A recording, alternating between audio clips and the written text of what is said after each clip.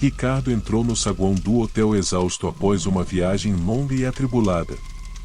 Ele havia feito uma reserva de última hora para passar a noite antes de uma reunião importante na manhã seguinte.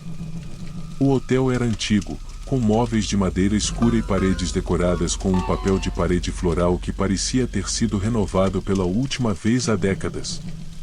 Recebendo a chave do quarto 306, Ricardo subiu as escadas rangentes, sentindo um leve desconforto ao atravessar o longo corredor quase vazio.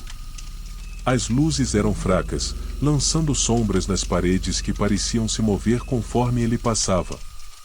Ao abrir a porta do quarto, deparou-se com uma decoração que mantinha o mesmo estilo envelhecido do hotel, um relógio de cabeceira, uma cama com cobertores pesados e um abajur de luz fraca. Deixando a mala sobre a cama, Ricardo notou algo curioso no criado mudo ao lado do relógio. Era uma nota dobrada, rabiscada às pressas em sua própria caligrafia. A mensagem era breve e enigmática, e não abra a porta depois das 3 da manhã.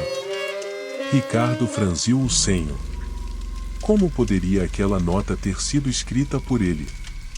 Pensou que poderia ser alguma brincadeira ou um erro de outra pessoa, mas a semelhança de caligrafia o incomodava. Tentando esquecer o bilhete, deixou-o sobre a mesa e começou a se preparar para dormir. No entanto, à medida que o silêncio do hotel tomava conta do quarto, o relógio na cabeceira começou a fazer um som diferente, um tic-tac lento e constante que parecia se prolongar mais que o normal. Tentando não se preocupar com o aviso, Ricardo se virou para dormir, embora o som persistente do relógio tornasse cada minuto mais longo e inquietante. No meio da madrugada, Ricardo foi despertado por um som alto e súbito que ecoou pelo quarto, um som seco que o fez abrir os olhos imediatamente. Ele olhou para o relógio, eram exatamente 3 horas da manhã. Com o coração acelerado, lembrou-se do aviso. A nota, com sua caligrafia, ainda estava no criado mudo, e uma parte dele queria ignorá-la, mas a curiosidade acabou vencendo o medo inicial. Lentamente, ele se levantou e caminhou até a porta.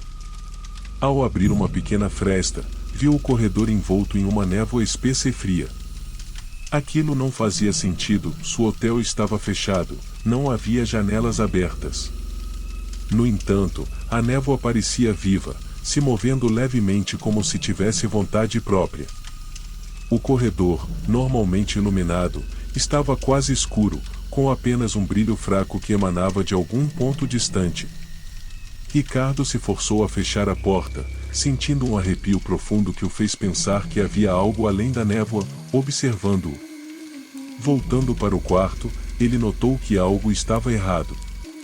A decoração parecia diferente, como se o lugar tivesse sido abandonado há anos. O relógio de cabeceira mostrava horas desconexas, que mudavam cada vez que ele olhava, como se o tempo estivesse girando sem direção. Ricardo começou a sentir uma sensação de pavor crescente, sentindo que o quarto, de alguma forma, havia se transformado.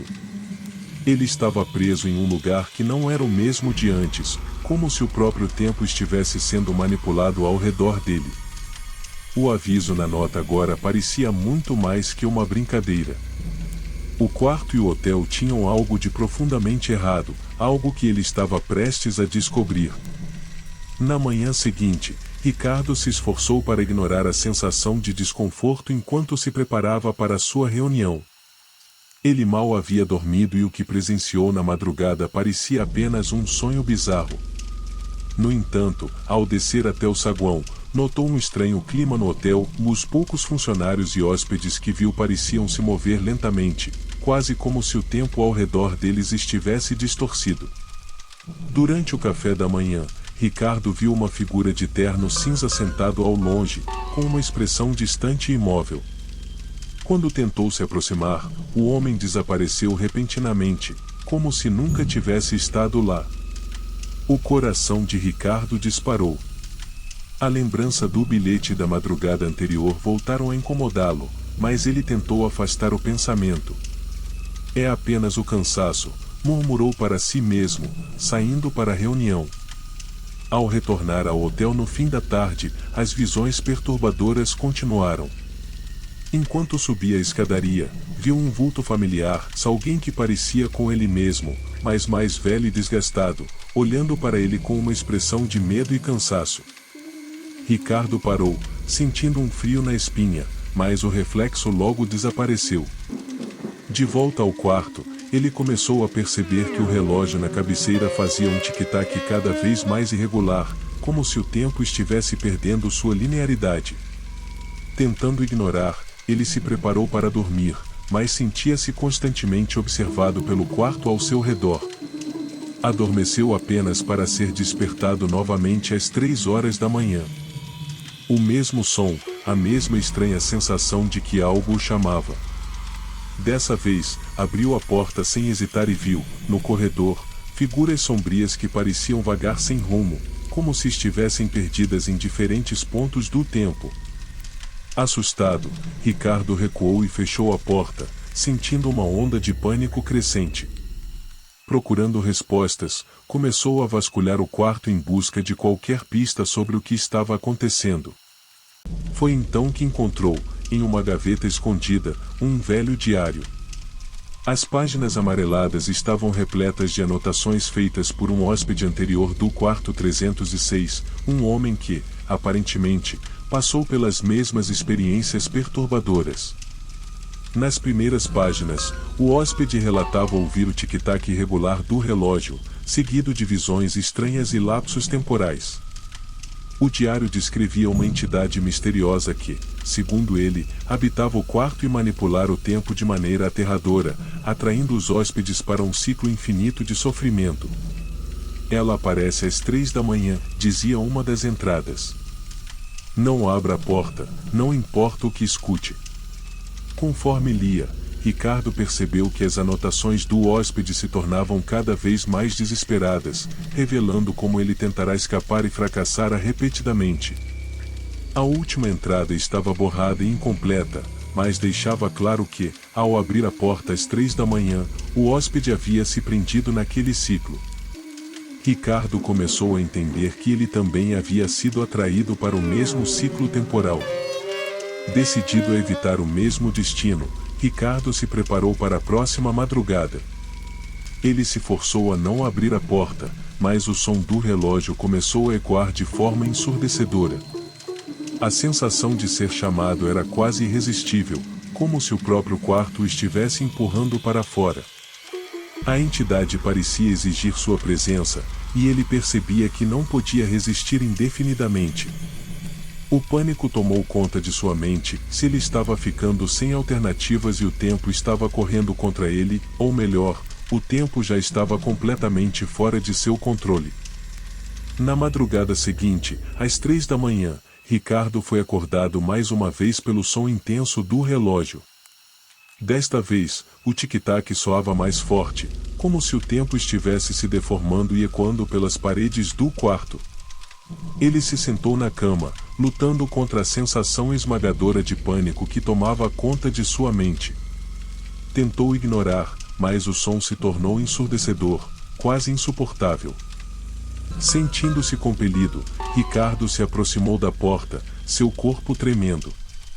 Ele tentou resistir, mas uma força invisível parecia empurrá-lo para a frente, como se a própria entidade descrita no diário estivesse manipulando seus movimentos. Ele abriu a porta lentamente e, desta vez, viu algo diferente no corredor, uma figura sombria e indistinta, cercada por uma aura de escuridão. A entidade parecia irradiar uma presença antiga, carregada de um tempo distorcido. Ricardo tentou dar um passo para trás, mas a entidade estendeu uma mão etérea na sua direção, e, num instante, ele sentiu sua mente se partir em fragmentos. Imagens de diferentes versões de si mesmo começaram a surgir, como reflexos de um espelho quebrado, cada uma em sofrimento, revivendo o mesmo momento de medo e desespero. Ele viu a si mesmo envelhecendo, enlouquecendo e experimentando versões de sua morte repetidamente, como se estivesse preso em um ciclo infernal de autodestruição. Em um ato desesperado, Ricardo se desvencilhou da entidade e cambaleou para dentro do quarto. Com um último lampejo de esperança, ele pegou o relógio de cabeceira e o atirou ao chão, destruindo-o. Um silêncio profundo tomou conta do quarto, e por um momento, ele acreditou que o ciclo havia sido quebrado. Respirou aliviado, sentindo-se seguro pela primeira vez em dias. No entanto, ao olhar para o espelho, viu uma versão envelhecida de si mesmo, com a expressão exausta e derrotada, segurando uma nota. Aproximando-se do espelho, ele leu a mensagem: "E não abra a porta depois das 3 da manhã."